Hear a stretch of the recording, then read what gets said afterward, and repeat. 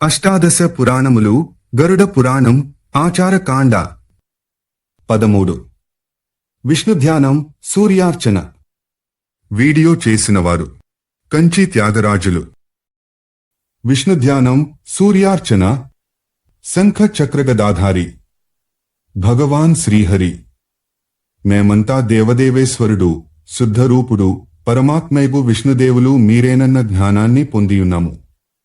విష్ణు సహస్రనామాలను విని పరమానందభరితులమైనాము. విష్ణు ధ్యానవర్ణనను విని ధన్యులము కాగోరుచున్నాము అన్నాడు కాలకంఠుడు.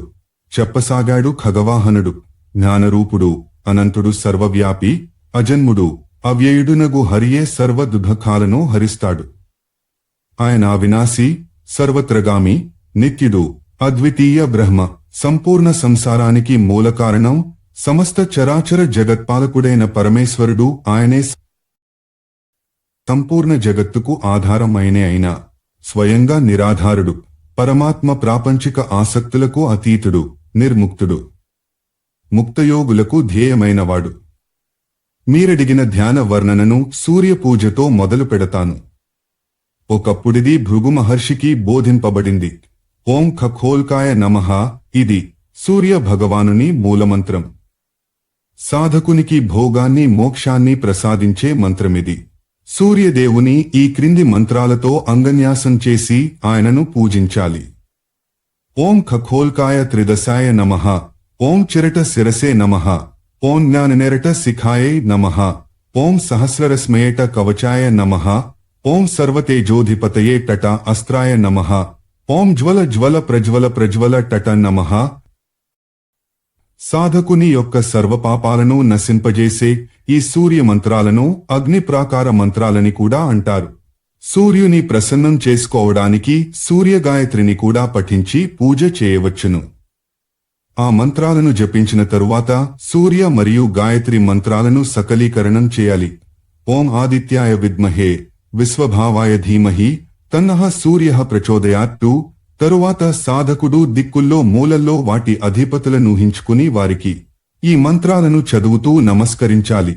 ఓం ధర్మాత్మనే నమః తూర్పు, ఓం యమాయ నమః దక్షిణం, ఓం దండనాయకాయ నమః పశ్చిమం, ఓం దైవతాయ నమః ఉత్తరం, ఓం శ్యామపింగళాయ నమః ఈశాన్యం, ఓం దీక్షితాయ నమః అగ్నికోణం, ఓం వజ్రపాణయే నమః నైరుత్యం, ఓం భూర్భువః స్వః నమః వాయుకోణం మహేశ.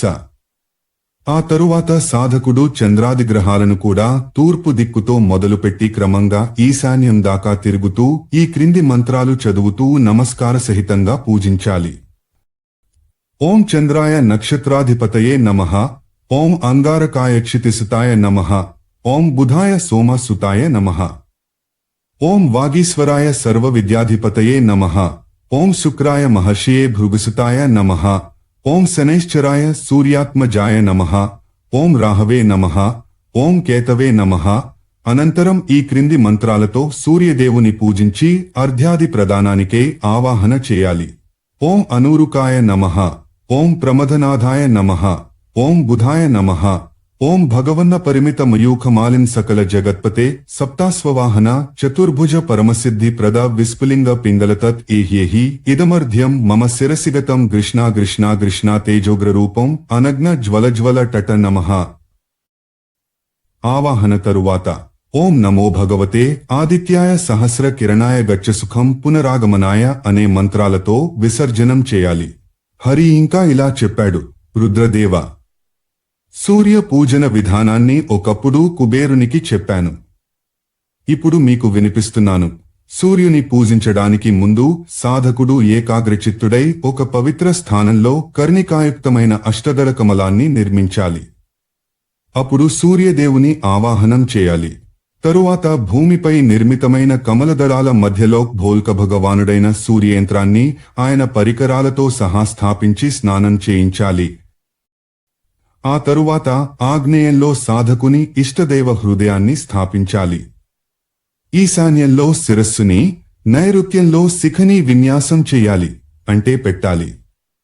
మరల ఏకాగ్రచిత్తంతో తూర్పు వైపు ధర్మాన్ని, వాయవ్యంలో నేత్రాలను, పశ్చిమ దిశలో తన ఇష్టదైవం యొక్క అస్త్రాలను ఉంచాలి. మరల ఈశాన్యంలో చంద్రుని, తూర్పున మంగళుని, ఆగ్నేయంలో బుధుని, దక్షిణ దిశలో బృహస్పతిని, నైరుతిలో శుక్రుని, పడమటి దశలో శనిని, వాయవ్యంలో కేతువుని, ఉత్తర దిక్కులో రాహువుని స్థాపించి పూజించాలి. ద్వాదశాదిత్యులను అనగా భగ, సూర్య, అర్యమ, మిత్ర, వరుణ, సవిత, ధాత, వివస్వాన్, త్వష్ట, పూష, ఇంద్ర, విష్ణువు అను సూర్యుని 12 రూపాలను రెండవ వరుసలో పెట్టి పూజించాలి. తరువాత పూర్వాది దిశలలోనున్న ఇంద్రాదులను అర్చించి జయ, విజయ, జయంతి, అపరాజిత అను శక్తులను, వాసుకి, శేషాదినాగులను కూడా పూజించాలి. ఇది సూర్య పూజా విధానం. అధ్యాయాలు 16, 17. అష్టాదశ పురాణములు. గరుడ పురాణం. ఆచారకాండ. 13. విష్ణు ధ్యానం, సూర్యార్చన. వీడియో చేసినవారు కంచి త్యాగరాజులు.